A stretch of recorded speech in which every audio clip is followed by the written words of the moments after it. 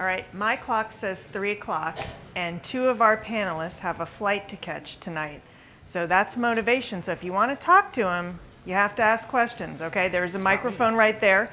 The room isn't that big, so if we have to just stand up and yell, that works too. So whatever your preference is.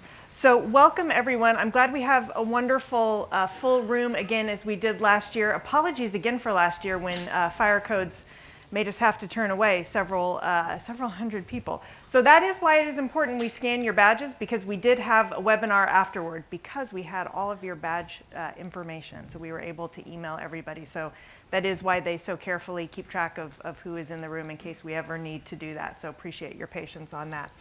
So if you didn't get a chance to watch our podcast recording live, and yes, AHRI does have a Keeping It Cool podcast all about the refrigerant transition. We're doing an educational session as well, and they gave us the big room this year. So I'm glad everybody's able to take a seat. And this session is going to be everything you need to know about the U.S. refrigerant transition, which for residential AC and heat pumps, as I'm sure all of you in this room know, started on January 1, 2025 of this year. Very exciting.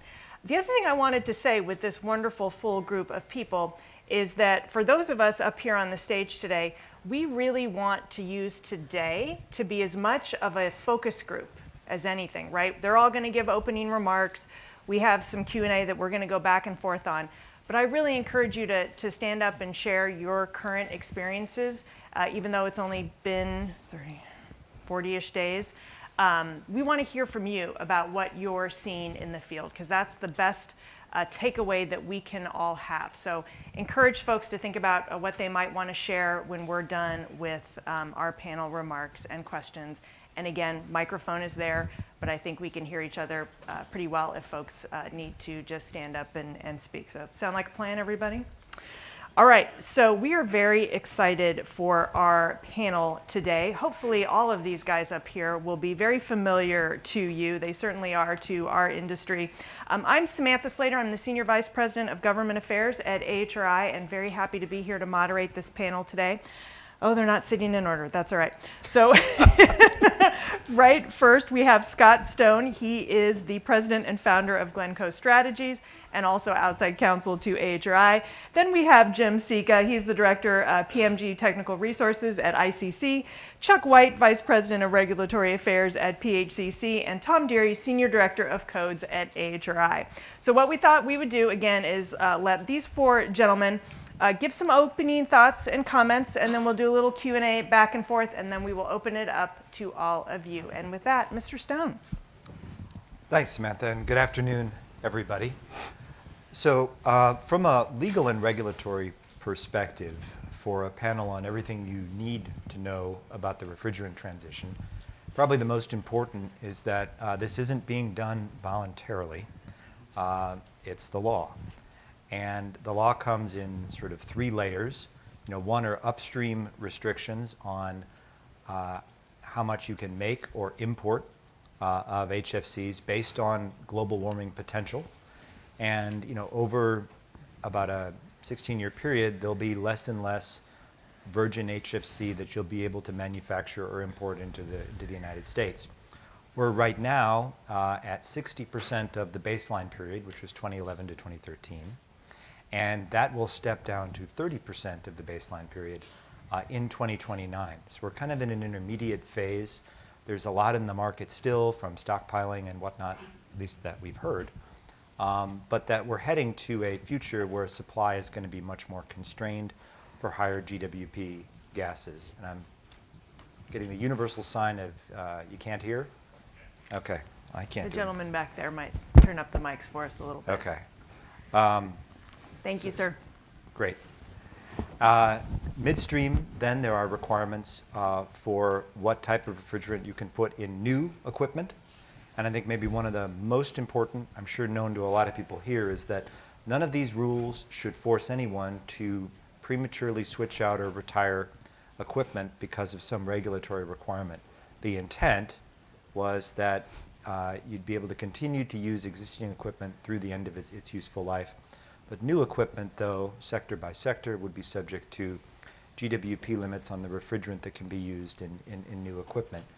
and it breaks down into a lot of more details there. And then finally, downstream, maybe most recent, are a whole slew of refrigerant management requirements that are primarily around leak detection and repair, but also get into what is the definition of reclaim in terms of how much virgin material a pound of reclaimed refrigerant can have in it. And then finally, end of the decade, requirements for some sectors to start using reclaimed refrigerant only for servicing as a way to stimulate investment and interest in refrigerant management infrastructure as a way to sustain supply of high GWP gases even after the production and consumption phase down gets further along. So that's all I can talk about, and I will put a cork in it and let you go next. Well, thank you. So I guess the biggest thing for me to instill in you today is with the construction codes, the 21 versions and earlier weren't suitable for the use of A2Ls and comfort conditioning, things of that nature for both residential and light commercial. They weren't allowed to be used in those applications. With the 2024 codes, and all of us in the room being ASHRAE and tied to the HVAC industry, we think just maybe in terms of the mechanical code. But the mechanical code's been updated. A lot of work was done with ASHRAE with their 15 and 34 standards to bring those up to speed with the use of A2Ls and making them safe for use in comfort conditioning applications. And the codes now reference all of the latest ASHRAE standards and make them, so that installations are suitable for use and safe for use. But it's not just the mechanical codes that you need to be thinking about as you're going about your design processes and stuff like that. The fire code, the building code were two codes that were also modified to reflect the changes to the ASHRAE standards with regards to maximum MAQs, the maximum allowable quantities of refrigerants within a space. Those all had to be adopted for A2L use. One thing I will say too, the 21 codes and earlier, A2Ls were addressed, but they were, if you recall, they were a subclass of A2 refrigerants. So for the most part, all of your designs would have been following the requirements for A2 refrigerants, which were much more stringent than they are now in the 24 codes for A2Ls. So A2Ls were there, but MAQs changed, things changed. They were all updated, and they're now a separate class. There's A1 refrigerants, A2, A2L, A2, and then A3 refrigerants, which A1 are the safest, and they're the non-flammable, non-toxics, and up through the A3s, which are propane and flammable, extremely flammable refrigerants. So a lot of changes took place in 2024. And the next thing to really make you aware that, you all, I came in from New York City. Many of you come in from all over the country. We don't all live on the same codes. The local jurisdictions adopt the codes, make amendments to the codes, and it's really going to be incumbent upon you all to really reach out and become friends with those building officials in your local areas to see what they've adopted, what they've amended, and what you have to live with when you're doing your designs, doing your installations, and things of that nature. So I will also offer up now too, I'm a director of plumbing, mechanical, and fuel gas resources, technical resources for ICC. So I am a resource for all of you to reach out to me. I'm on our website. There's 4 others just like me across the country. I cover the Southeast. We have different people in different areas, but we're here to help. And with the A2Ls, you're going to make it to my desk if you have questions. So if anybody wants to get a business card, I'll be available after this talk and let you have my contact information for that. Now, move on to Chuck. Okay, so I'm Chuck White. Full disclosure, I was a contractor for a lot of years. I grew up really in the industry. About 15 years ago, I started work with PHCC. And I've really been tracking the A2L transition from the start, 6-7 years ago now. And for the contractors, I mean, they're the people that are kind of the point of this at the moment, dealing with the consumers, having to pay attention to things. There were some challenges, and I think one of the big problems leading into this, contractors have been very busy. I mean, I'm sure have tried to get somebody to come do something, and everybody's busy. And to get people to take their workforce that is busy and divert them into some education stream for some product they haven't seen, can't touch, can't kick, can't complain about other than the fact that it's coming. Contractors tend to wait till things smack them in the face. Not everybody. So if you're a good contractor in the room, I apologize. But without having tangible things to touch, it was hard for a lot of people to really wrap their head around it. But now we're in this year, and so we're starting that transition. And towards the end of last year, products were migrating to the new materials. We see some contractors that are very much up to date, participated in a lot of training, led up to a lot of things. And as Jim said before we got up here, he still goes in the room and people say, what? We're talking on new refrigerant? What are you talking about?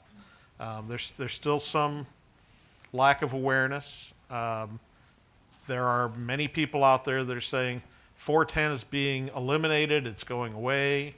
That's not true. It is a phase down. It will go down to a small level.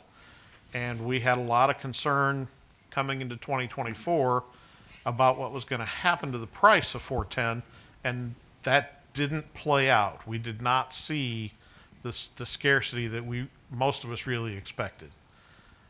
Will that continue? I doubt it. I think we will see some scarcity starting to show up as we move forward. But as more and more products move to the A2L refrigerants, I think that's going to be helpful. For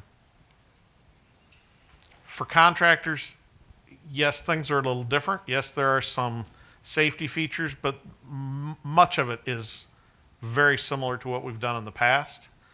There's space calculations. There's lots of things to think about, but really those were things you should have been doing anyway. I've not been, I shouldn't say this, I'm going to regret this when I get home. I've not been bombarded by complaints from our contractor members, so now I'm just open the floodgates. I have had some questions. They're telling me I have to do this. Is that right? Does this meet the code? And we do have some code issues with code alignment around the country where there are some slight differences. Nothing major, nothing huge, I would say. But generally speaking, I think the contractors are getting there. Of course, we're in February, so if you're down here in Florida, that's more of an issue. I live in South Bend, Indiana. There's not a lot of people thinking about air conditioning today, but they will be in a couple of months. So as legacy product inventory, residual inventory moves out and we have less and less of things containing HFCs available, I think we're going to start seeing more questions and more people wondering and kind of rushing to get caught up with what they're doing now. All right, thank you, Chuck.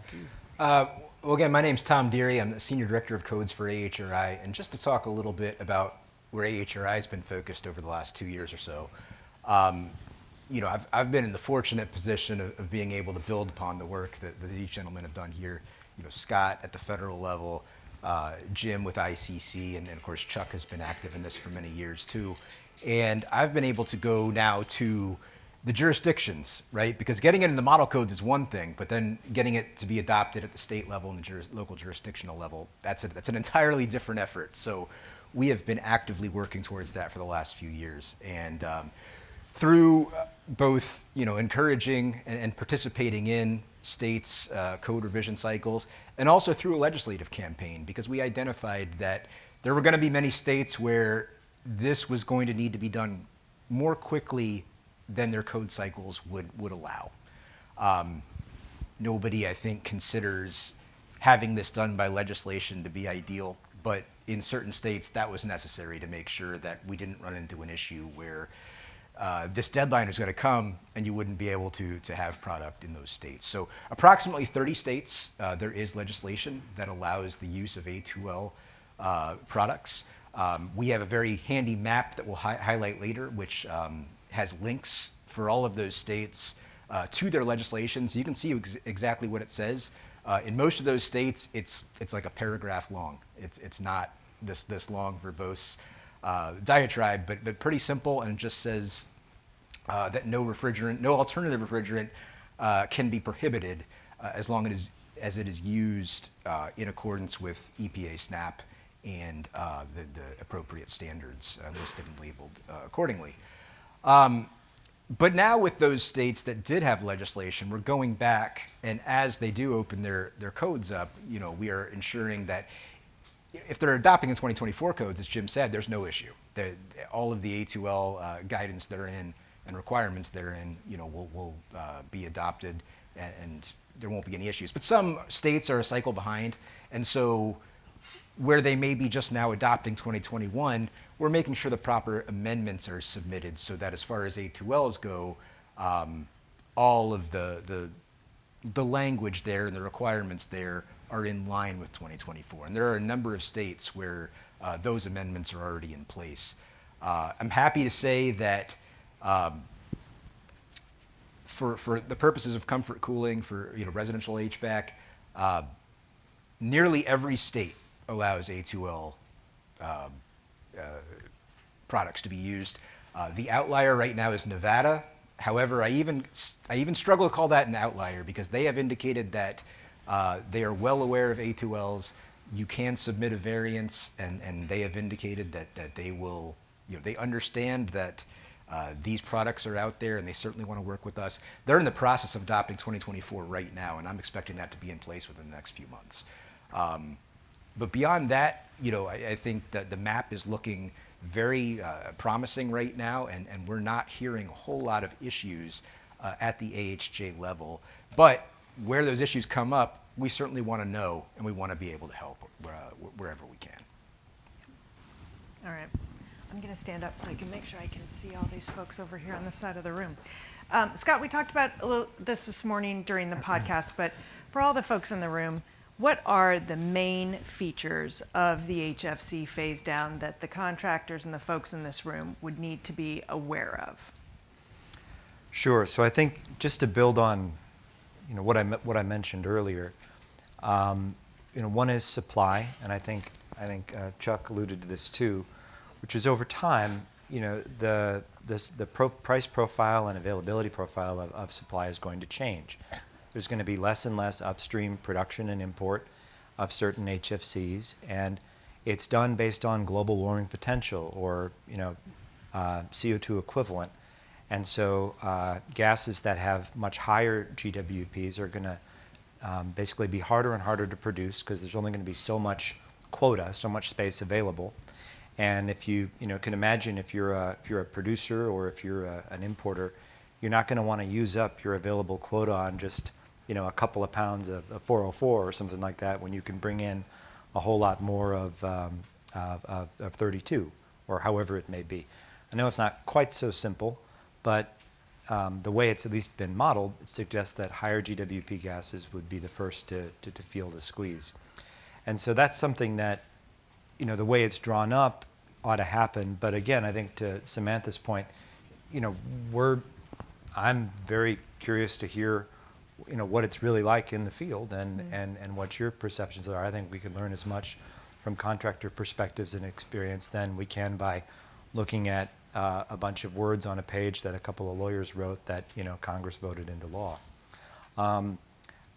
Midstream, again, with equipment, I think probably, the point of regulation for products, and EPA defines a product, and this is what's fun, is because I know we all have our own understanding of what products and systems and components are, and those are true and right, but from a legal perspective, a product is a piece of equipment that's fully assembled at the factory and fully charged at the factory where the refrigerant circuit is completed, and then it's shipped out.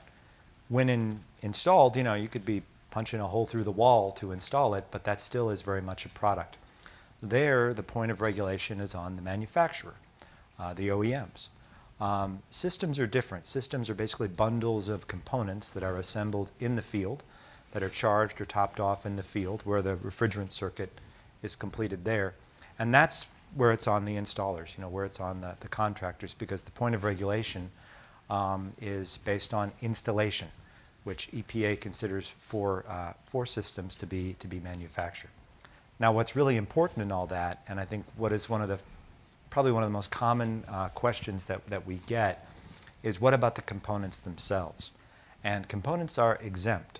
That means that high GWP components can continue to be manufactured and imported, but after whatever the applicable compliance date is, so for residential and light commercial air conditioning and heat pumps, that was January 1, 2025, anything new made or imported after that date can only be used for servicing and has to be labeled as such with a big label on it that says, for servicing existing equipment only. Again, the idea being to not strand equipment and shortchange anyone's operational lifetimes. Components are otherwise, couldn't be used in the installation of new systems. And where it gets even more interesting and a bit wonky is EPA defines what servicing is versus what new installation is. And there's some criteria written in the regulations, and so you can, per service call, replace up to certain percentages of condenser and evaporator coils. You go beyond that, that's a new install. You separate it out into 3 jobs, 3 days in a row. They're going to kind of see through that and get that those aren't separate calls. But also is meant to mean that over the lifetime of equipment, you could have complete turnover, but provided it abides by those thresholds, you can do a lot, in terms of servicing existing equipment. And then finally, downstream, we did talk about that, but one of the things I think that maybe is most significant is there's an HRI standard, 700 standard for purity for reclaimed refrigerant. Not addressed in that is just how much virgin material can be in a pound of reclaimed refrigerant for it still to be called reclaim. And by virtue of the latest rules that have come on down from EPA, that's now set at 15%.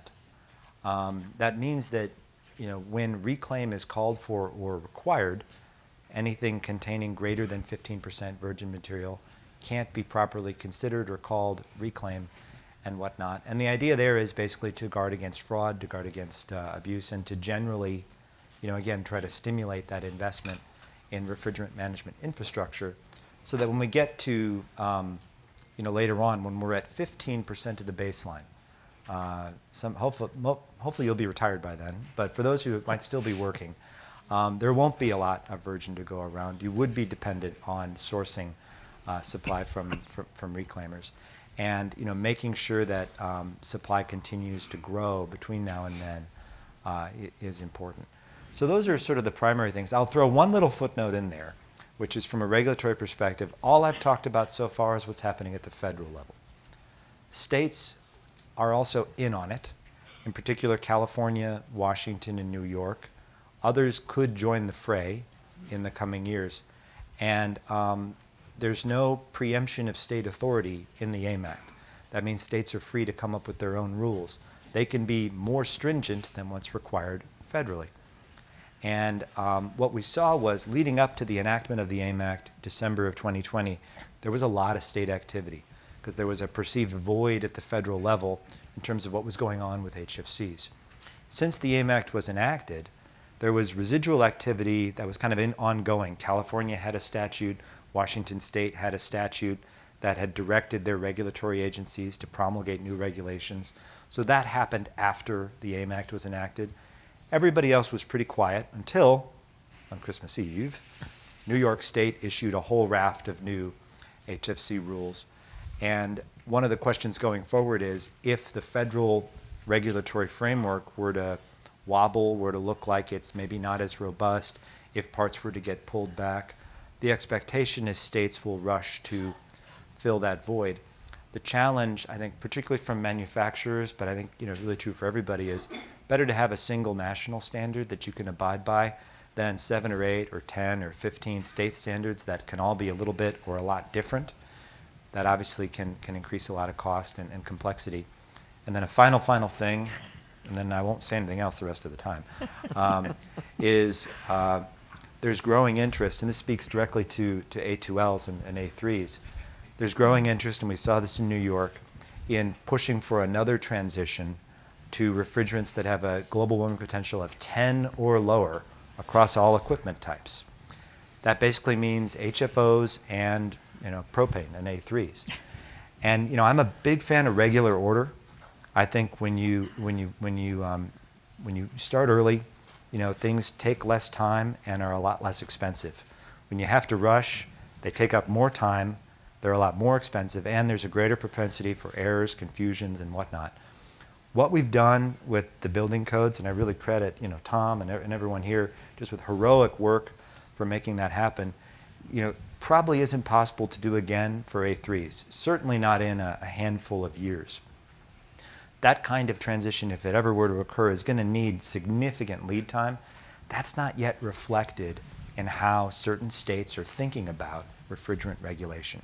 So looking ahead, I think the experience up here on the stage to the left of me, and then I think those of you out in the audience, could probably best inform or better inform states that are thinking about future standards for refrigerants to say that, if you want to try to push another transition, you really have to think about just what all is involved and things that are well beyond the control of equipment manufacturers, like building code approvals, like refrigerant substitute approvals under SNAP, another federal program, that have to be translated into the planning process, or things could get pretty tight and probably unworkable.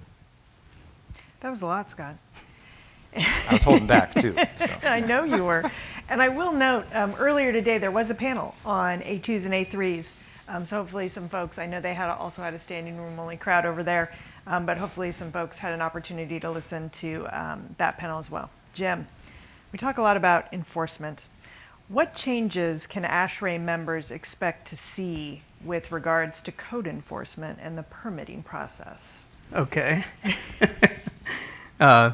Looking at code enforcement, you're going to see, going back to the code changes, there's new marking requirements and things of that nature. There's some prohibitions for where you can and can't run the refrigerant lines with A2Ls, things of that nature. So the primary things, or the key things that building officials will be looking at, one is that markings on both the piping. It's got to have flammable markings on there. I don't know the exact verbiage, but stating that is flammable refrigerant within that pipe. The equipment, both condensing units and air handling units, have to have new markings showing flammable refrigerants and things of that nature.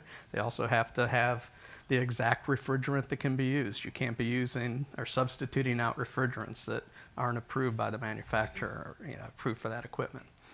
So they're going to be looking at a lot of that. From the design standpoint, though, looking at permitting, you have new design requirements for mechanical rooms. There's ventilation and leak detection requirements because of the A2L refrigerant flammability that you're going to have to take into consideration. So they're going to have to, they'll be reviewing mechanical room design plans much more than they have in the past. There are shaft requirements. Chuck mentioned there, I think it was Chuck mentioned there weren't any issues with the 2024 codes. It might have been you, Tom. It was me. But in any case, there was one point that did not get into the 2024 codes, and there is still a requirement for a flame-resistant shaft for refrigerant piping. And that's when you go more than 2 floor ceiling assemblies. So it really impacts multifamily construction right now, but that's there, but there's different ways to handle that. But code officials will be looking at that, how you're handling your runs of refrigerant piping and things of that nature through concealed spaces and stuff like that. So again, this is why I really think you need to be, I know it's hard to be friends with a building official sometimes because you only know them when they red tag you, but it's really important to reach out because a lot of them are really looking at how to handle this as well. And they'll be looking, it'll be a give and take. You'll come to the table with solutions that they probably have never thought of and didn't think were out there.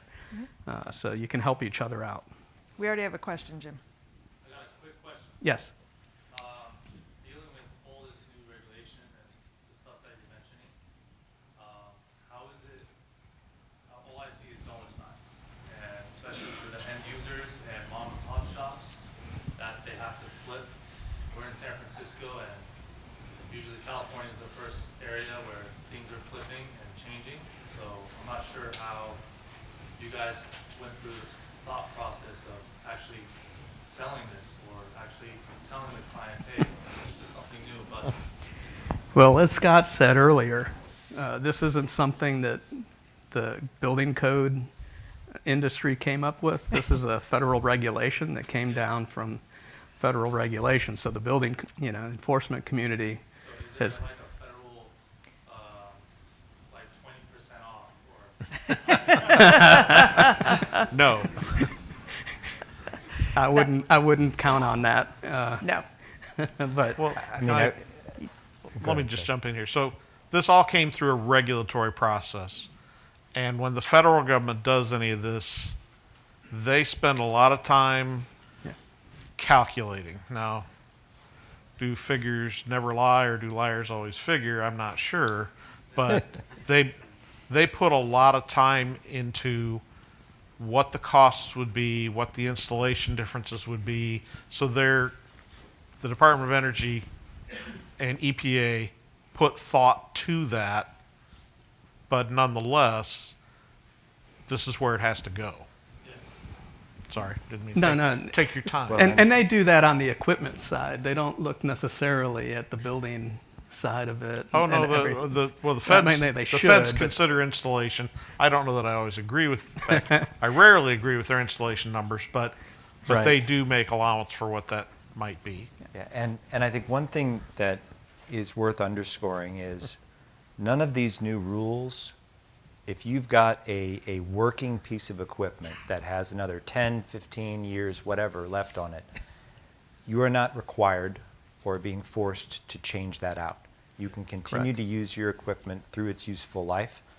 And, you guys would probably be able to tell the difference, but looking back at past transitions, consumers tended not to notice when new refrigerants were put into refrigerators and air conditioners and so forth.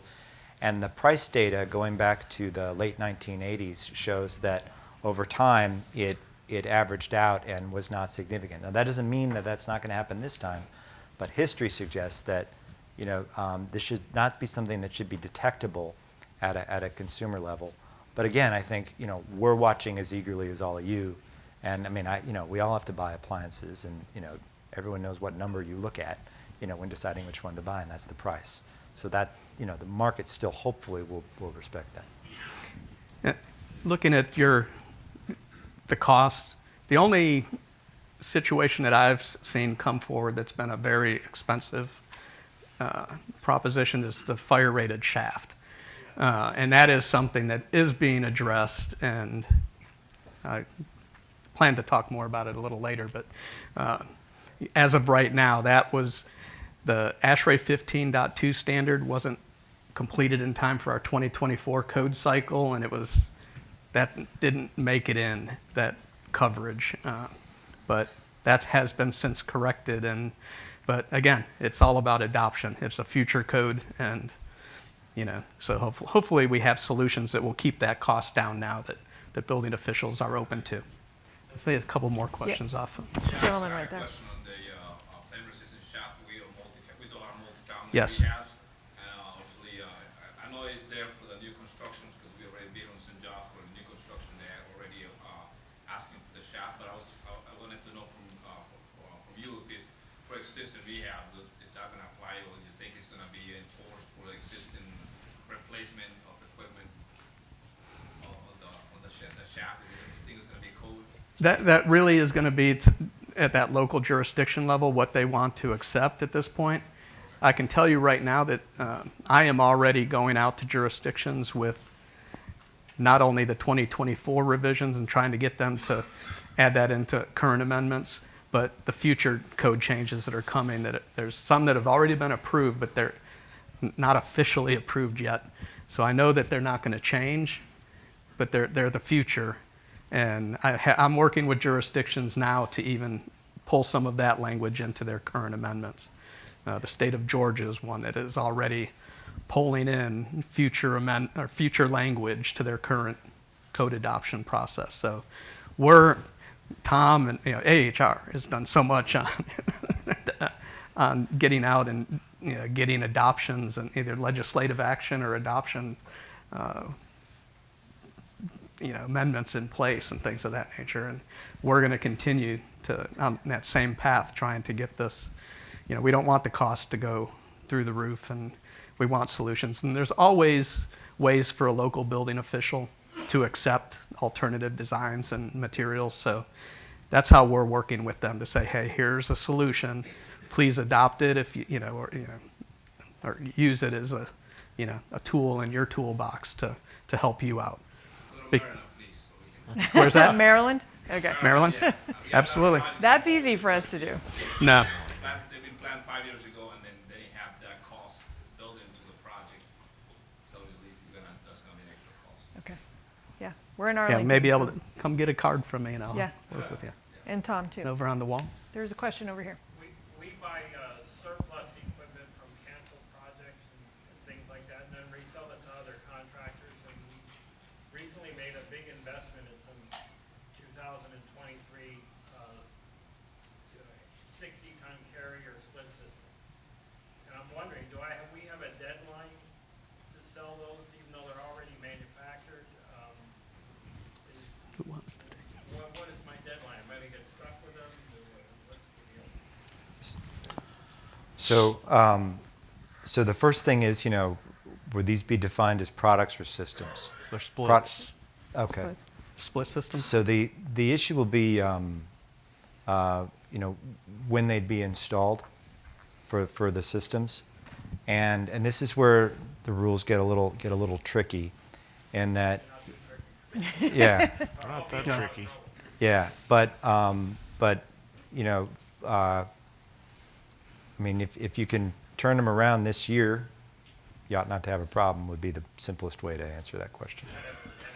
Well, We bought 30 systems, 60-ton systems. well, let me add on to that, though. You can sell product manufactured prior January 1, 2025 and build it into a system, but the components of the system have to all be manufactured prior January 1, 2025. So you have to have a condensing unit and an evaporator unit to comply Yeah. after the end of this year. No more. They become parts. You can't install them as a new system. Would I be able to drop in refrigerant into them No. to still sell them? Which refrigerant? Well, They're 410A. there is no drop-in for 410A, and there is not going to be a drop-in for 410A. And this is one of the things that is one of my pet peeves. We see a lot of language out there that the A2Ls are replacements for HFC refrigerants. Well, they're replacements kind of in a big sense, but they do not work in existing equipment. A2L refrigerant has to go in A2L equipment. So you can't put 32 in a 410 system. That's not acceptable. So it would not be advisable at all to buy any R410A surplus equipment right now, for me anyway, in my business.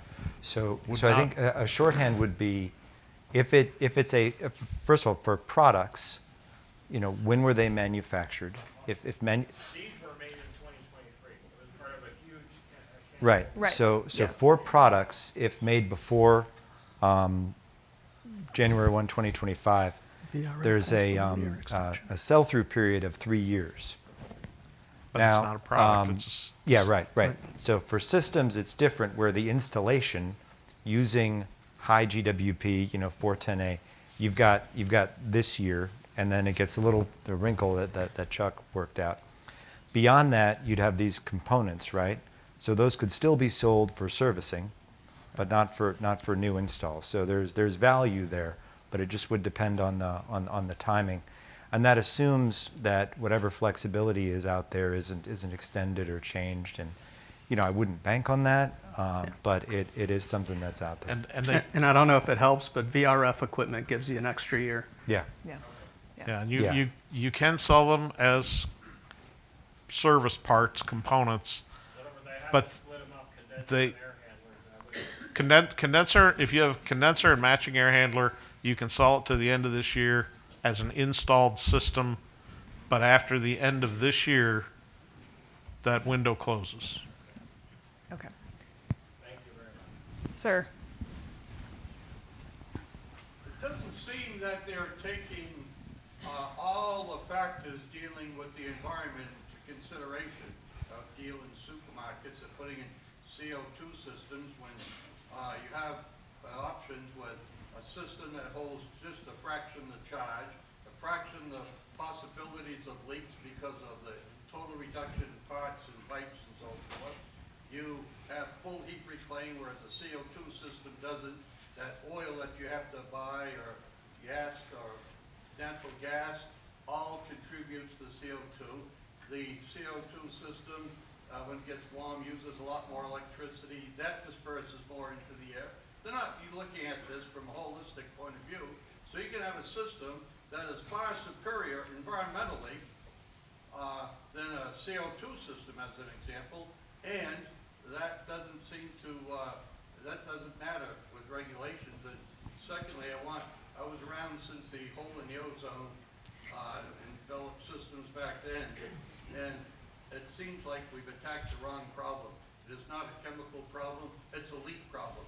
We continue to change refrigerants, and the refrigerants leak out of the same holes, and then they say, well, we have to change those chemicals because, for whatever the new reason is, they're bad. So those are the two comments I'd like to make and have your views on them. I agree completely with everything you said. I'm not kidding either. And I have a big chunk of the hole in the ozone too myself, so.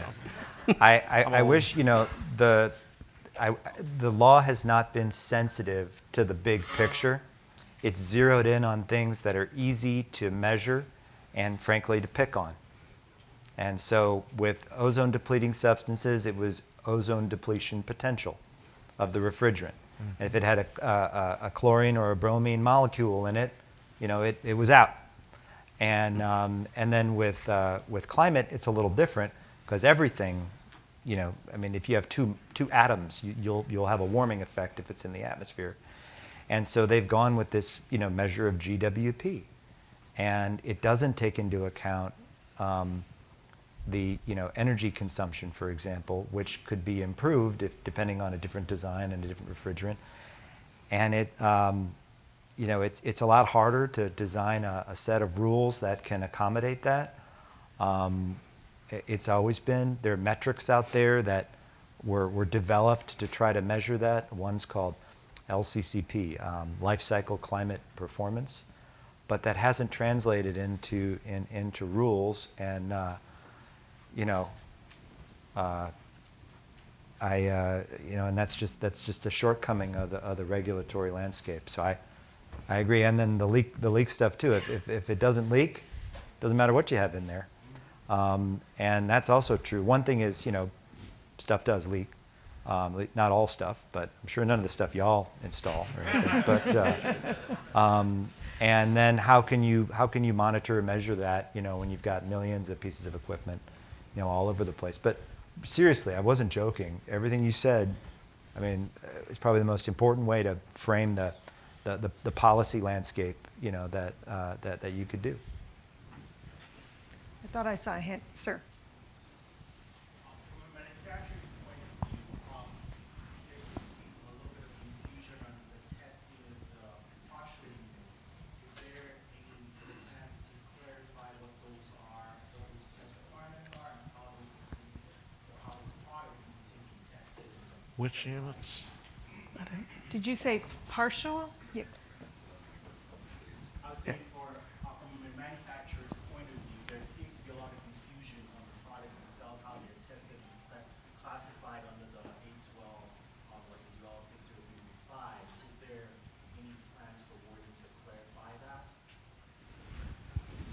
Sounds like a UL question to me.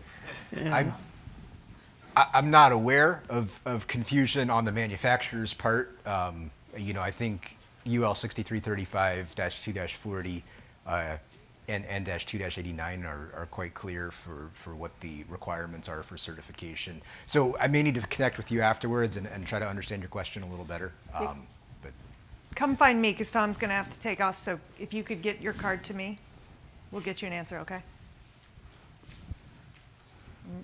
Did you still have a question over here on the wall? Oh, You answered it. okay. Okay. Good eye, Jim. A request or a question. Because you mentioned Georgia, and I deal a lot with Georgia. Where can I find the information for these policies that we're trying to enact? The ones for Georgia, you can go to, give me a card afterwards and I'll get you that information, because it's at the Georgia Department of Community Affairs website, and I can get you to there. Yeah, we have an interactive map as well. And if you click on Georgia, it will bring up sort of some basic code information, but there will also be a series of links that'll direct you to the state codes. Email Jim, email myself. We'll be happy to get you to the right Can we place. give the website for the map? Well, see, one of the drawbacks of being in the big room is you don't get to use slides. Yeah, we had a QR We code. had a QR code and the map. But if and you all the good Google stuff. AHRI A2L Interactive Building Code Map, I know that was a lot, but You I can just say promise map and it it'll is the come up. first thing that comes up on Google. And we do update this in real time, so as states update their codes or the legislation is done, thankfully, but any updates, on the regulatory front at the state level, we do keep the map updated. But if you have any questions, if it's not clear, there is a link that goes directly to my email on that website as well. So please reach out to me, and I'll be happy to answer any questions. Is there any distinction between the rules for commercial and industrial, or does industrial have all the same kind of commercial? Well, yeah, so not quite with those adjectives, but I mean, there's if you look at how EPA has classified, and states have done this too, California and New York, they'll develop different categories. One area of confusion is, in some cases, it's really obvious what category you're in. Light residential, residential and light commercial air conditioning and heat pumps, usually pretty clear what's in and what's out. Some of the industrial process refrigeration and then IPR chiller categories subdivide based on either temperature or refrigerant charge size or both, and can start get a little tricky. And then there can be further distinctions depending on where you look, whether it's commercial refrigeration in a new facility versus in an existing facility. The EPA for federal standards, EPA website, and if you just Google EPA HFCs, you ought to find it. There's an FAQ, and then there's actually a chart that can populate if you're looking for specific equipment types that can tell you, where you fall.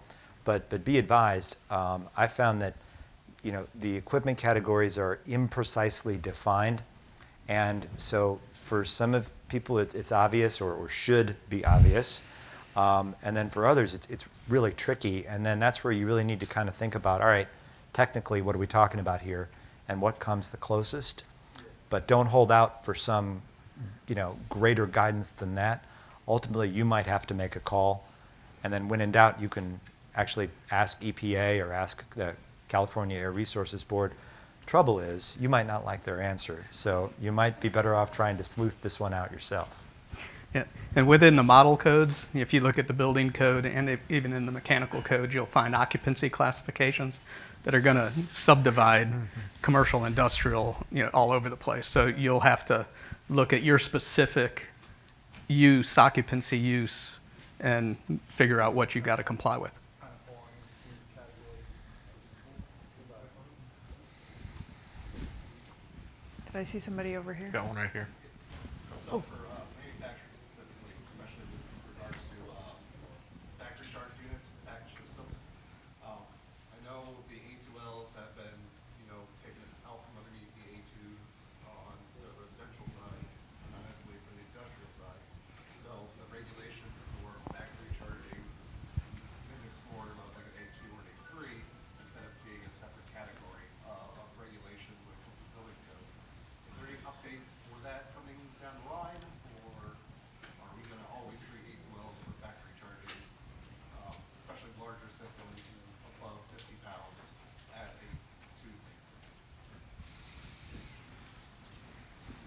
That's a good question. I'm not aware of any changes coming. Yeah, I mean, I will tell you that in the 2027 code cycle, you know, most of what is going to change already has been agreed to in principle. There have not been changes along those lines that I'm aware of, and I think Right, that Jim's nor am I. aware of certainly.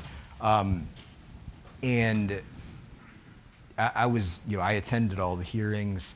I don't believe that was proposed.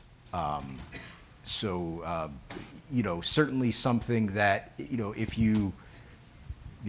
that's something that we need to pursue in the next code cycle, we will have the opportunity to do so. We just need folks to make us aware of the need so that, you know, we can raise the issue and pursue it accordingly. As an OEM, we can't use flammables. It's not safe for our equipment. So I was just wondering, as legislation drives GWP lower, is there more allowance for higher ozone depletion potential? A slight increase, you know?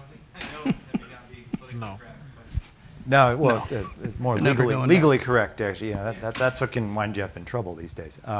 So, all right, so just to clarify, you know, the point of regulation is based on global warming potential, and that corresponds to a type of equipment. And as I mentioned earlier, you know, not all equipment categories are very precisely defined. There are niche and specialty applications where flammability is just not an option. And that has not been properly recognized, I think, in a lot of these standards. You know, not everyone is able to participate in the regulatory process, and so the current rules aren't sensitive to that. Being able to document and you know, and establish why flammability just rules out is important to do, and then that could be a prelude to starting to talk with the regulator and explaining, you know, here's the situation we're in, because ultimately they're going to need to address that at some point where there's really nowhere to go.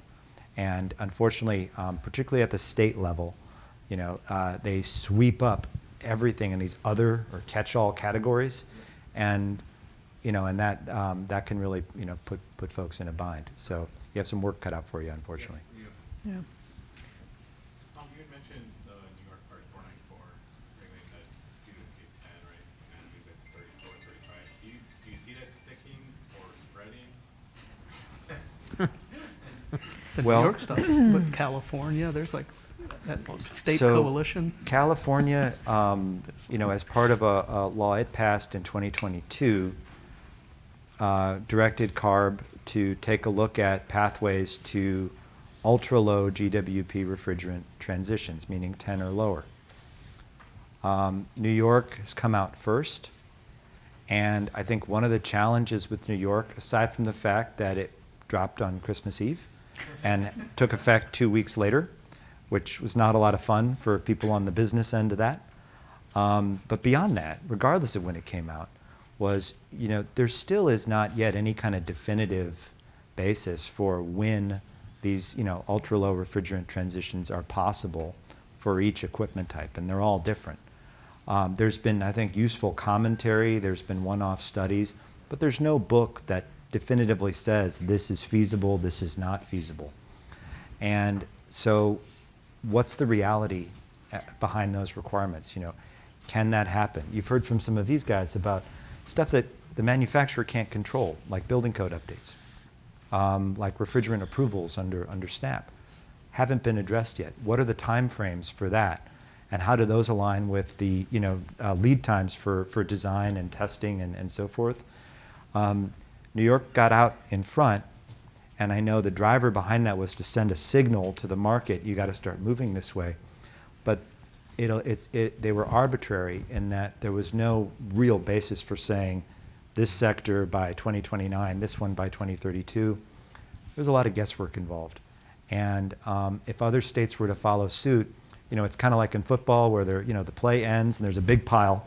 The ref comes out and he eyeballs the spot of the ball, and then they bring out the chains to measure it to the nearest inch. That kind of feels like what we're doing here. And I'm not sure that's the best basis for policy. We might get there, but is what's currently on the books, you know, sending a market signal, is that going to be enough for what's needed? And I think the answer is probably not. And so whether it stays or not is beyond, I think, this discussion. But, we need to keep working on, what's an appropriate measure for what's feasible and not. And, it just hasn't been done yet. We are down to five minutes. Yes, ma'am. There are a couple of A3, A2L trainings out there at the moment that are optional. Do you expect there to be some sort of mandatory certification for that coming up? That's a great question. Chuck? Well, we sure wanted it. We pushed pretty hard to try and get better technician application certifications. EPA has no appetite for it. Doesn't seem like the states have much appetite for it. EPA is basically hanging their hat on the 608 regulation that we currently have and operate, and its subsequent iterations. But we would like that. A lot of us in the industry would like that, but EPA, and I really don't think, if there is an EPA next week, I don't think they're gonna step into that puddle. So We were so close to the end, We Chuck. almost got there, Chuck. just gotta throw it out there. Let's be real. Oh, we almost made it. Yes, ma'am.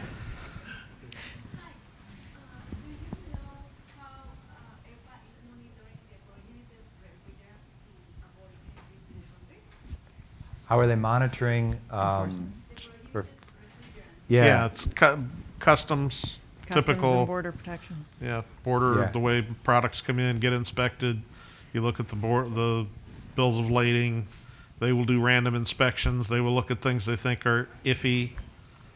I mean, it's typical. They've already caught a few people. Yeah, Yeah. They will be catching it, and it will show up.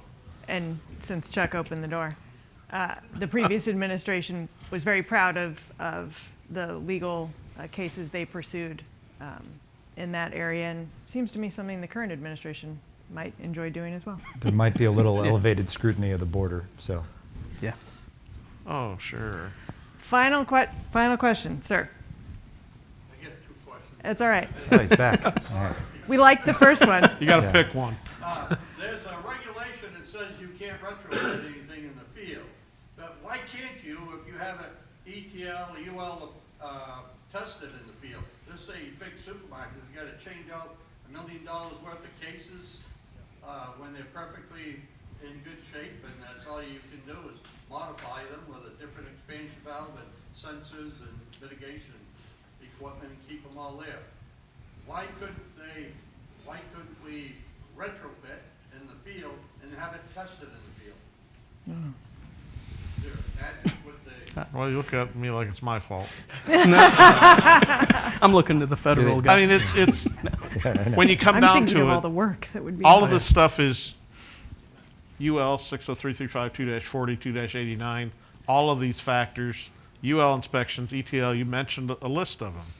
So if the product manufacturer built it to the specifications for, you pick a refrigerant, I'm not a commercial refrigeration guy, and I don't play one on TV, that doesn't mean it's going to match to an A2L. And I don't think there's a contractor out there that wants to take on the liability of being the UL person.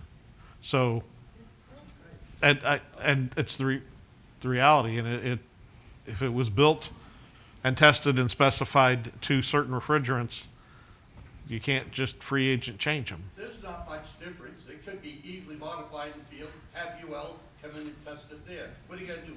Bring all the cases back to the factory and test them there? You know, it makes no sense. It's the responsibility of the manufacturer of the product. Yeah, it's And got to be a new me- product that can't be like you said, you can't retrofit And me as an old Mr. product. Contractor, I don't want to be the manufacturer of the product. The manufacturer can test them out in the field. They can modify them. If they would so choose. But it they're would have probably had, not they would going have had to foresee that when they manufactured that product because it was certified to a standard at a certain time, and that new refrigerant didn't exist then. So they can't go back and say, okay, now I'm going to allow it. It was not designed, It's the same stuff. but it was never Yeah. designed for that intent. So, You're Well, ahead I- of your time, sir. You have all the right ideas. The rules Yeah. just aren't keeping up. Can't All help right, it is 4 o'clock. Tom and Scott and Marie are going to run and catch their airplane. Jim, Chuck, and I will hang around if folks need business cards or additional information. Thank you all for joining us, and thank you to the panelists. Thanks.